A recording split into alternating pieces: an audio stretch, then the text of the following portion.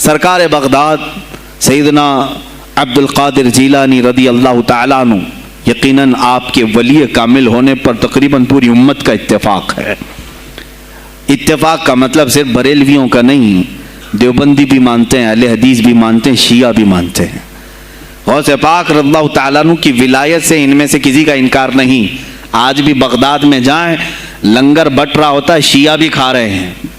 غوث پاک رضی اللہ تعالیٰ عنہ کا لنگر آج بھی بٹ رہا ہے۔ بغداد کی وہ ایک ایسی بارگاہ ہے جہاں سنی اور شیعہ دونوں ہیں، دونوں تسلیم کرتے ہیں ان کی ولایت کو۔ اب رہے بات اہل حدیث کی یا دیوبند کی، ان کی کتابیں اٹھاؤ تو پتہ چل جائے گا کہ غوث پاک کے متعلق انہوں نے کیا کیا نہیں لکھا۔ پیر پیراں، میر میراں، شہنشاہ بغداد، بلکہ شیخ ابن تیمیہ جو ہر ولی کی تنقید کرتا تھا، ہر صوفی پر طعن و تشنیع کرتا رہا، اس نے اپنی کتاب میں لکھ دیا کہ میرے پاس اتنے تواتر تک، تواتر کہتے ہیں اتنے لوگوں کا بیان کرنا کہ جن کا جھوٹ پر جمع ہونا محال ہو۔ شیخ ابن تیمیہ کہتا ہے میرے پاس اتنی تواتر سے کسی اور کی کرامتوں کا ذکر نہیں پہنچا جتنا شیخ عبد القادر جیلانی کا پہنچا ہے۔ الفضل لما شہید بہ الاعداء، فضیلت تو اس کی ہے جس کی دشمن بھی گواہی دے رہے ہوں۔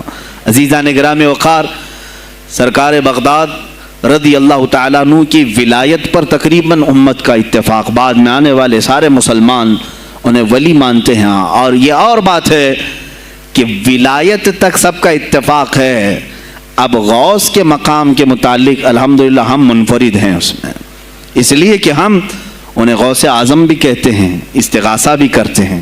یہ ایک الگ ٹاپک ہے جہاں شرک، بدعت اور کفر کے فتوے لگتے ہیں کہ بریلوی اللہ کو چھوڑ کر اولیاء سے مانگتے ہیں، اور یہ بیویوں سے مانگ لیں تو کوئی حرج نہیں، ہاں اپنے بچوں سے مانگ لیں تو کوئی حرج نہیں، بلکہ چپراسی اور نیتاؤں سے مانگ لیں تو کوئی حرج نہیں۔